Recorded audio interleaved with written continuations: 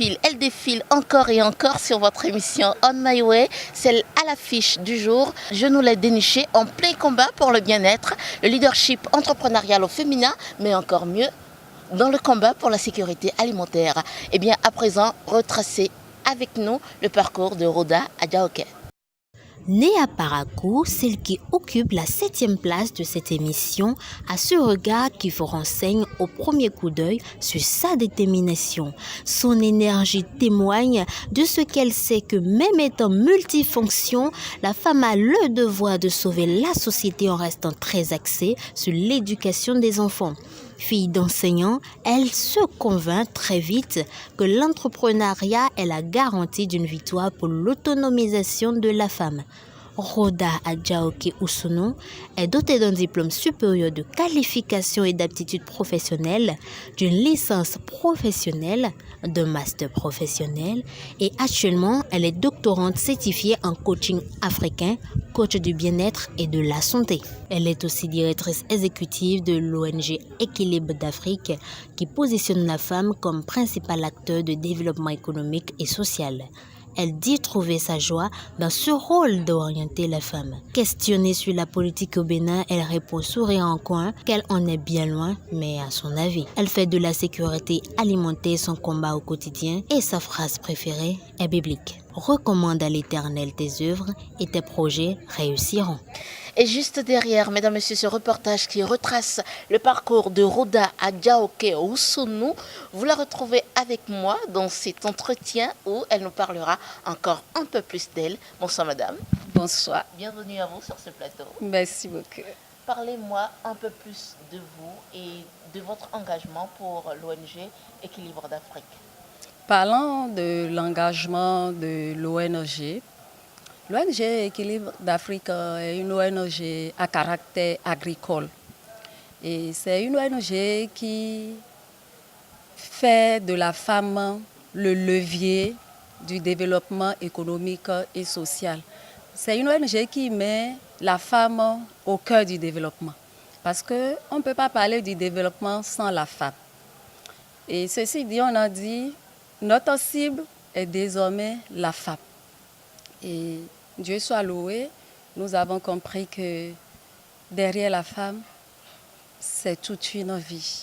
À quel moment vous avez eu le déclic de vous consacrer à une cause de femme? Après l'université, je me suis dit, tiens, j'étais allée au marché, Topa, j'ai voulu prendre de la carotte et quelques piments et tout. Et j'ai constaté qu'il n'y a pas du tout de traces d'insectes sur la carotte. Elles étaient trop belles. Vraiment, la tomate pareil. Je dis, tiens, ces fruits et légumes nous viennent d'où? Et c'est comme ça, on m'a dit, ça vient de tel pays. Je dis, tiens, au Bénin, nous avons tout ce qu'il faut pour pouvoir vraiment nourrir les autres pays. Et j'ai commencé à m'intéresser au mode culturel des choses. Et c'est là que j'ai compris que ce que les gens utilisent comme intrants, c'est des choses qu'il ne faut vraiment pas utiliser.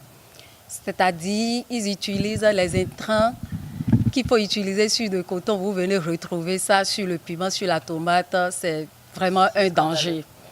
Et on s'est dit, alors là, il faut former. Maintenant, on a commencé à former. On dit qu'il ne faut pas former pour former. Parce qu'on a constaté que quand vous finissez de former les gens et vous ne les installez pas, c'est que vous n'avez rien fait. Et vous avez choisi comme cible de formation les femmes? Formation les femmes. Okay. Rien que les femmes. Et les jeunes qui sont déscolarisés aussi, pour pouvoir les insérer. Et quand on a commencé, les 3 premières années, on a constaté que celles qui ont été formées, qui n'ont pas été installées, n'ont pas pu continuer. Donc on a compris que si nous formons, nous devons suivre, nous devons installer et suivre. Et c'est comme ça, quand nous formons maintenant, nous suivons. Et nous voyons, est-ce que c'est bon ce que nous sommes en train de faire, quel est le résultat? Et à petit, on écoute la population et on voit quel est le besoin. Et à chaque besoin, on essaie d'apporter maintenant une solution. Donc c'est vraiment comme ça. Et la bataille actuelle, c'est de tout faire pour réussir à pouvoir avoir cette vente groupée. C'est-à-dire quoi? Au lieu que ce soit les acheteurs qui viendront donner le prix, fixer le prix aux producteurs, nous allons tout faire pour que la vente soit une vente groupée et désormais, ils pourront bénéficier du fruit de leur labeur. À ce niveau du combat, quelle est l'implication, quel est le niveau d'implication de la femme? Est-ce que les femmes sont aussi engagées? Oui, d'autres femmes sont engagées parce qu'elles ont compris le danger qu'il y a à ne pas manger sain. Puisque quand on parle de la sécurité alimentaire, c'est pas au moment où nous avons le repas dans nos assiettes. Mais la sécurité alimentaire, ça part du mode culturel. Parce que à chaque produit, à chaque culture, il y a un intrant spécifique pour chaque produit. Mais quand on ignore tout ça et on fait ce qu'on ne veut pas, et des fois, on fait ce qu'on veut, là, ça pose problème. Madame Roda, on a entendu parler de vous en 2018 parce que 2018 pour vous était une année de turbulence. Vous avez mené à bras-le-corps un combat pour la sécurité alimentaire. Aujourd'hui, nous sommes en 2019. Il y a comme un début de victoire, oui ou non? Oui, parce que par rapport à la sécurité alimentaire, on s'est dit, ça devait être l'affaire de tous.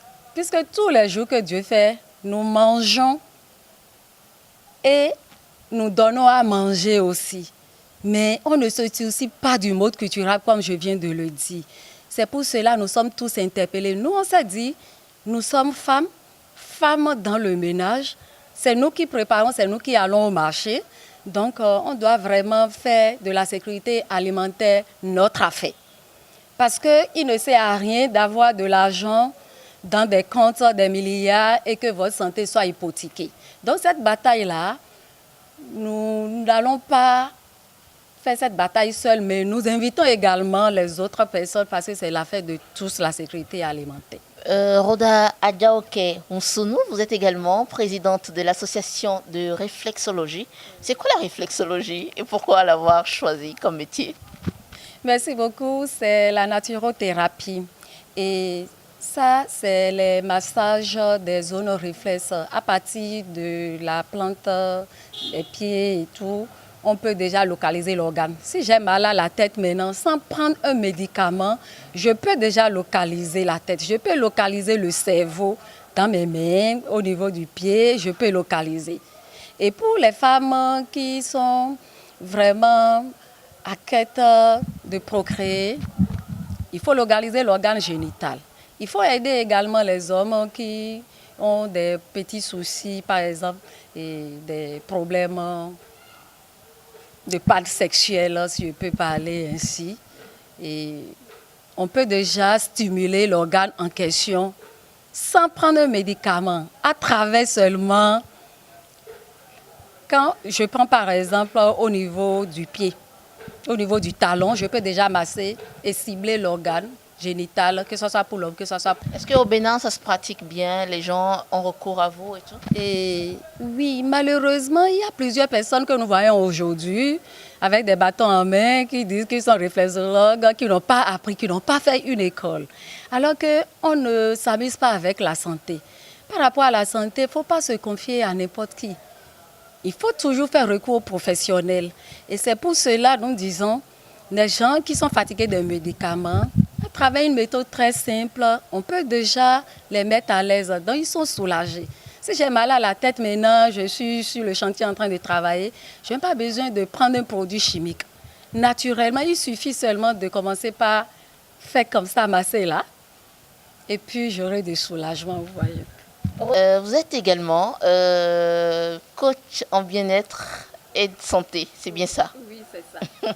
Alors, vous avez connu des réussites et des échecs. En tant que femme, dites-moi, comment vous faites? Quels conseils donnerez-vous aux femmes pour qu'elles surmontent les épreuves du quotidien? Déjà, je peux vous dire que être femme dans le ménage n'est pas une mince affaire.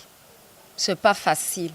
Et c'est pour ça que je dis, en tant que coach, je dois dire que la gestion des émotions est très importante. Parce que quand vous ne pardonnez pas, les couples qui m'écoutent, doivent déjà commencer par se pardonner. Parce que quand on ne se pardonne pas, là, il n'y a rien de plus catastrophique que cela.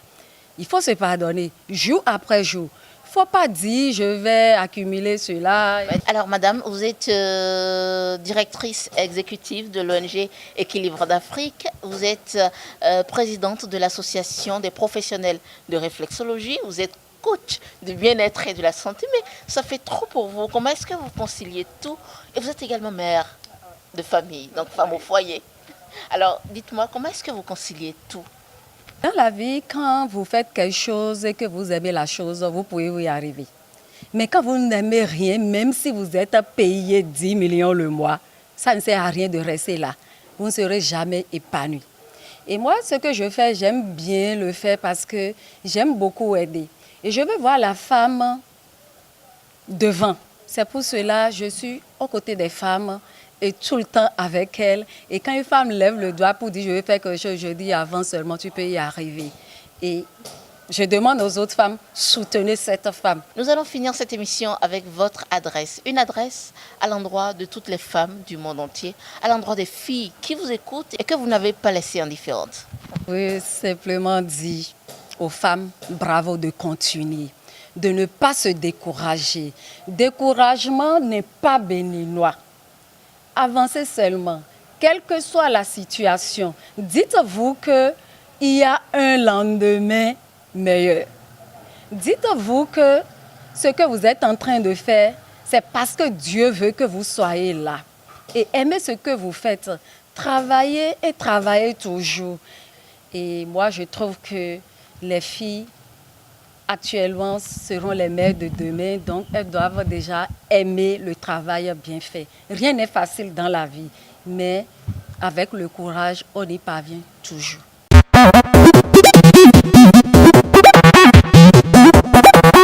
Bien passionnant tout ça, n'est-ce pas? Eh bien, je vous retrouve à nouveau avec la dame à plusieurs casquettes, mais aussi et surtout femme d'intérieur. Vous lui avez posé vos questions, place à la rubrique Ask Me. Chers internautes, merci d'être avec nous. Notre invité se livre à vous dans le questionnaire du Ask Me. Quel est votre apport pour impacter la condition féminine? Je travaille durement. Et j'aide les femmes à travailler sans rien attendre de qui que ce soit. Parce que seul le travail paie pour moi. Est-ce facile de travailler avec les femmes? Et j'avoue que ce n'est pas facile de travailler avec les gens et précisément avec les femmes. Les gens pensent que c'est parce que vous avez de moyens que vous êtes en train de dire d'aller travailler sans rien attendre. Alors que ce n'est pas ça. Comment une femme multifonction peut-elle éduquer ses enfants? C'est vrai que nous constatons aujourd'hui que tout le monde sort de la maison. Papa n'est pas à la maison, maman n'est pas à la maison et on laisse le sort aux filles de chambre qu'on appelle communément les bonnes. Et ce n'est pas du tout une bonne chose parce que l'éducation commence dans la maison. Et c'est la mère qui est tenue d'éduquer ses enfants. C'est vrai que l'éducation d'un enfant comble aux deux parents. Cependant, la femme, elle a une lourde responsabilité. Aujourd'hui, nous avons tendance à négliger cela. Mais c'est grave parce que c'est des bombes à retardement. Ce n'est pas parce qu'on est en ville, on travaille, on est femme leader qu'il faut abandonner la maison. Voilà, chers internautes. Maintenant, vous en savez un peu plus sur elle, sa vie et ses aspirations. Merci de nous préférer. À très bientôt. Foncièrement engagée pour la cause des femmes. Mesdames, Messieurs, vous avez découvert l'histoire de Rhoda Adjaoke-Oussono. Merci d'avoir passé ce moment de pur plaisir avec nous. J'espère que je vous retrouverai la prochaine fois. N'oubliez pas de vous abonner sur notre chaîne YouTube, Reporter Bénin TV.